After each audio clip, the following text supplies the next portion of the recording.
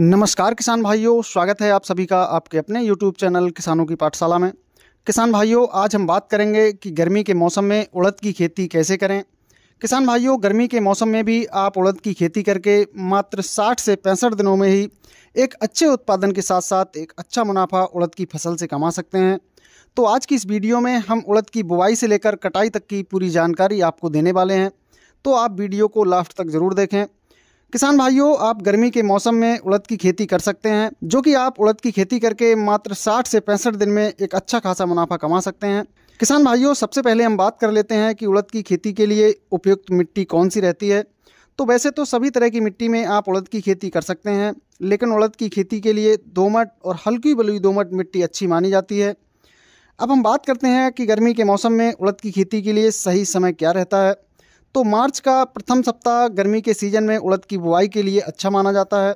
बात की जाए खेत की तैयारी की, तो सबसे पहले गहरी जुताई करने के बाद रोटावेटर की सहायता से मिट्टी को बारीक करके खेत को समतल कर लें और इसके बाद सड़ी हुई गोबर की खाद को खेत में अंतिम जुताई के समय अच्छी तरह से फैलाकर मिला दें और इसके बाद रासायनिक उर्वरकों के साथ उड़द की बुआई कर दें। अब हम बात करते हैं किसान भाइयों बीज दर की। तो गर्मी के मौसम में यदि आप उड़द की खेती कर रहे हैं तो प्रति एकड़ के हिसाब से आपको 10 से 12 किलोग्राम बीज की आवश्यकता होती है, क्योंकि वर्षा ऋतु के मुकाबले गर्मी के मौसम में बीज के जर्मिनेशन में कुछ समस्याएं देखने को मिलती हैं। किसान भाइयों, अब हम बात कर लेते हैं उन्नत किस्मों के बारे में। तो उन्नत किस्मों में आप PDU 1, बसंत बहार, LBG 752, इंदिरा उर्द जैसी वैरायटियों का सिलेक्शन करके बुआई कर सकते हैं, या इनके अलावा जो वैरायटियाँ आपके क्षेत्र में प्रचलित हों उनका सिलेक्शन करके आप बुआई कर सकते हैं। बात करें खरपतवार नियंत्रण की, तो आप इमेजा थाइपर 10% एसएल की 300 ml मात्रा प्रति एकड़ के हिसाब से इस्तेमाल करके उड़द की फसल में खरपतवारों को कंट्रोल कर सकते हैं। बात की जाए खाद एवं उर्वरकों की, तो उड़द की फसल में ज़्यादा खाद और उर्वरकों की आवश्यकता नहीं होती है। फिर भी पहले खाद में आपको उड़द की फसल में 30 से 35 किलोग्राम यूरिया, 10 किलोग्राम सागर का को लेकर फसल में सिंचाई के समय लगा देना है। अब हम बात करते हैं किसान भाइयों कीट एवं रोग नियंत्रण के बारे में। तो उड़द की फसल में विभिन्न बीमारियों जैसे येलो मोजैक वायरस, फंगस या फिर विभिन्न कीट जैसे इल्ली, माहू, थ्रिप्स जैसे कीटों का प्रकोप देखने को मिलता है।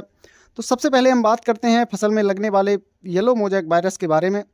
तो फसल में जब व्हाइट फ्लाई द्वारा पत्तियों का रस लगातार चूस लिया जाता है तो फसल में पत्तियां पीली होने लगती हैं और धीरे धीरे वायरस का अटैक बढ़ जाता है। तो व्हाइट फ्लाई को कंट्रोल करने के लिए आपको फसल में एसिटामिप्रिड 20% SP की 100 ग्राम मात्रा प्रति एकड़ के हिसाब से लगभग 150 लीटर पानी में मिलाकर आपको छिड़काव करना है। दूसरा, फंगस जनित बीमारियों को कंट्रोल करने के लिए आपको कार्बेंडाजिम प्लस मैंकोजेब की 300 ग्राम मात्रा प्रति एकड़ के हिसाब से फसल में स्प्रे करनी है।